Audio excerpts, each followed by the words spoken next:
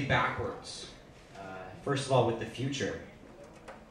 2012 is coming up in 4 years, and I'm extremely happy to see everyone here expanding their minds and looking for new possibilities and things to think about. And you know, I think what I'm going to read tonight is carries a lot of themes, I think, which have shown up in previous pieces, and there's words that strike a chord with me, I think, from stuff that's come up before. So, you know, this is synchronistic, it's coincidental, and I hope that you can all follow your synchronicities in your heart to approach 2012 and find, you know, I mean, it's a big time. There'll be a shift in consciousness as we know it. We'll become galactic butterflies, they say, from what our current state is, I suppose, is a cocoon, they say. I don't know. Those willing it. Thank you. So moving backwards, yesterday's news, in the 1970s, Donald Rumsfeld was selected for the Reagan administration. And he worked for a company which created a chemical that's called aspartame. I don't know if any of you have heard of aspartame before. The artificial sweetener, that's right. Now, aspartame has found its way into thousands of products that you consume every day. And, you know, I was looking the other day for some gum to eat, and, you know, I like gum. And I was noticing that there aren't any gums that don't contain aspartame. It's hilarious. Now, Donald Rumsfeld, he promised his company when he was selected for the Reagan administration that he would get aspartame approved by the FDA. So guess what he did? He replaced the head of the FDA, who has a veto power to choose what is selected and what isn't. And the head of the FDA decided aspartame's a good thing, even though it gave death and brain damage to 7 monkeys that they had tested it on. So don't eat aspartame. I did find one gum. I searched high and low. I found a gum. It's from Lebanon. Lebanon. Delicious shawarmas. Any of you guys like shawarmas? No. Yeah? Or falafels? I like falafels. Yeah, this guy back here, he likes shawarmas. Good for you. More power to you. So Czech is from Lebanon and doesn't have any aspartame in it. I approve of Czech. It kind of tastes like chiclets. This flavor is tutti fruity. They also have peppermint or something. Anyways, eat Czech. It's good. It's tasty. Moving further back in time. Oh, I skipped one actually. Yesterday's news. This aspartame was the 1970s, but yesterday's news, actually today's news, technically, this morning, the Iraqi government sold millions of tons of yellow cake uranium to the Ontario government. The new Iraqi government. Can you believe it? I mean, it's probably a good thing. Personally, I'm an environmentalist. I am pro-nuclear energy. Some environmentalists are anti-nuclear energy, but I'm pro-nuclear energy. But at the same time, it's kind of scary that the Iraqi government is selling millions of tons of uranium to the Ontario government. It's fascinating. So, moving further back in time, 700 years,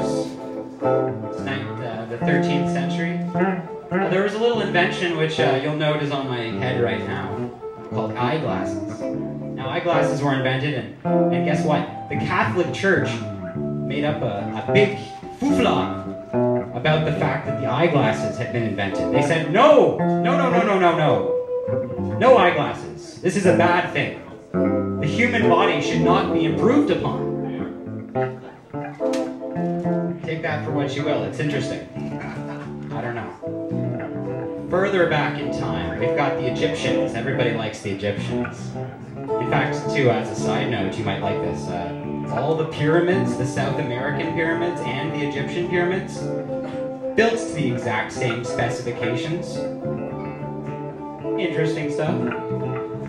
But the Egyptians, they had a fairly sophisticated sense of numbers and math.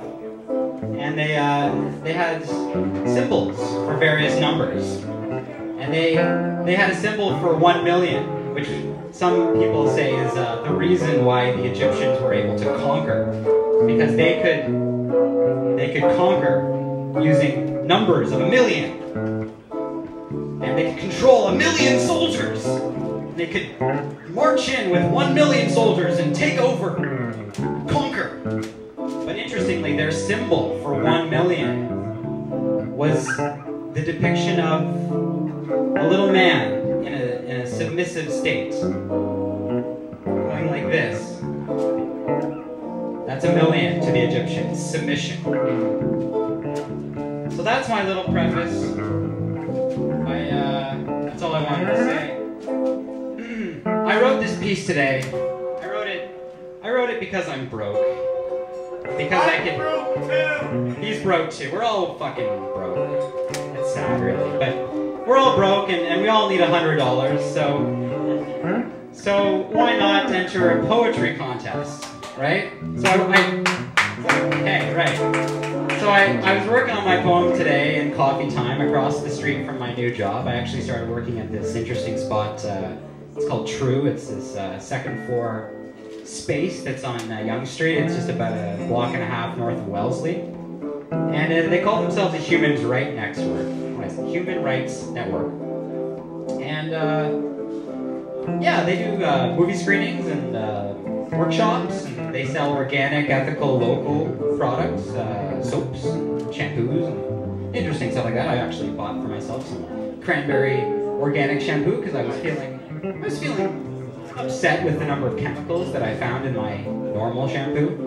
And I really like this space because they actually gave me permission to run my own business from there and to actually make myself some money because I'm broke, like I said. And yeah, you can do. They have internet, so you can come and hang out. I'll be there tomorrow. It's what is it, 624 Yonge Street, second floor. It's Truth. It says on the side. It's underneath this interesting clothing fashion store called Green is Black. And yeah, they do all kinds of fun things. They do lectures and they sell lots of fun, interesting. They're very small. They started 2 months ago. But yeah, I think we can push this forward. So I'll stop boring you now and actually entertain you with a piece that I like to call Charge the Spark, or Artichokes for Change. Okay.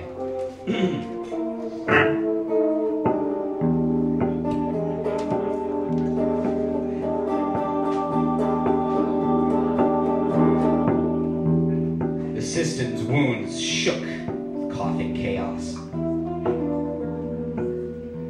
The ripples of change are burning with shivering flames that chisel and chew the Toronto fauna.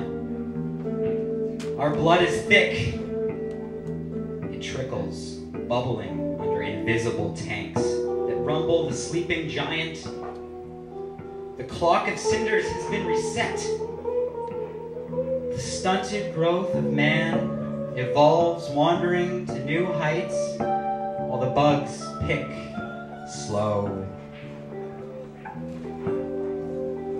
They softly pursue the smell of machination. The picture show of light and sound way down the sunrise. Our grass grows short. Merry Christmas, sweet liberty. Your imagination is not a dream.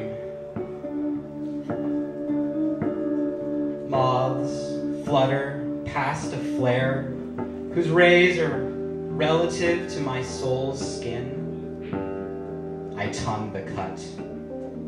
My pride, the stench of man. Feed me sad toast, please. We all need love, she said to the mirror. It's chemical. For the rain to wash away. Time grows steep. It grows deep. If I can raise a flower from the soil, we may both yet live.